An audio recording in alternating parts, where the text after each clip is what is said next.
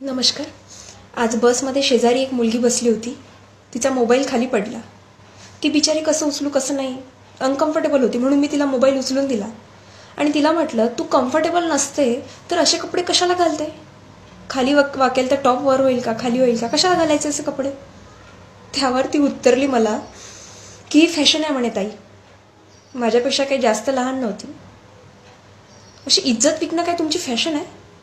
आणि मुळात आईवडील तरी घराच्या बाहेर कसे निघू देतात तुम्हाला?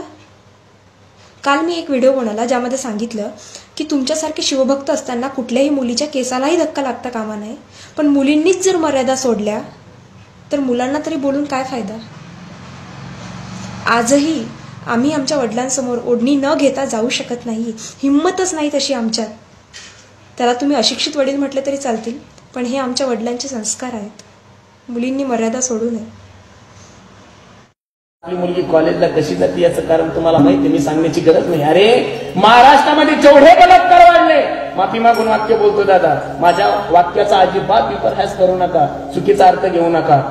महाराष्ट्रामध्ये जेवढे बलात्कार वाढले त्या बलात्काराला कारणीभूत 95% मुली महाराज. मुलांची अजिबात चुकी नाही. तुम्ही म्हणसाल असं कसं बोलता महाराज? अरे लाजा वाटल्या पाहिजेत एवढं अंग प्रदर्शन तुम्ही करायला लागल्या. हलकटा हो. कोणता मुलगा तुमच्याकडे बहिणीच्या भावानं पाहिजे दादा? मुस्लिमाची मुलगी जर कॉलेजला चालली तर तिचं नख सुद्धा दिसत नाही. तुम्ही उघड्याच कॉलेजला जायला लागल्यानंतर लोक बलात्कार नाही करणार तर का पूजा करतील का तुमची? म्हणून माझी विनंती तुम्हाला, इथं बसलेल्या प्रत्येक आईला आणि इथं बसलेल्या प्रत्येक बापाला माझी विनंती, नाही शिकली तर चालते, काय तिला चुलत सांभाळणार, दुसरं काही कलेक्टर थोडी होणार आहे ती, काही गरज नाही महाराज. पण जर ती शिक्षण घेऊन वाईट मार्गाला जात असेल तर ती न शिकलेली बरी. माझी विनंती दादा तुम्हाला, अरे तुम्ही कसं जीवन जगता? सावित्रीबाई फुले यांच्या वंशामध्ये जन्माला आले लोक आहोत आपण. कुठे सावित्रीबाईचं जीवन, कुठे अहिल्याबाई होळकरांचं जीवन, कुठे माझ्या जिजाबाई साहेबांचं जीवन, कुठे माझ्या मीराबाईचं जीवन, आणि कुठे तुमचं आमचं जीवन दादा? अरे पुणे मुंबई सारख्या सिटीमध्ये जर गेले ना तर एवढे कपडे कमी घालतात या नालायक मुली की माणसाला पाहून लाज वाटते त्यांच्याकडे. कसे बलात्कार होणार नाही महाराष्ट्रात?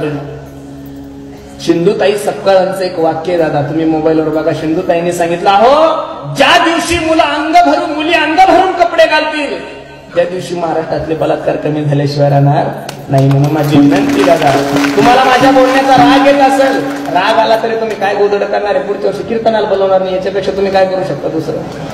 बरोबर आहे का नाही? मी तुमचा आहे, तुम्ही माझ्या आहे, तुम्ही माझ्या सर्व बहिणी, तुम्ही सर्व माझ्या माता आहे. म्हणून मी तुम्हाला सांगतोय दादा, दुसऱ्याच्या लोकांचा आदर्श घ्या रे.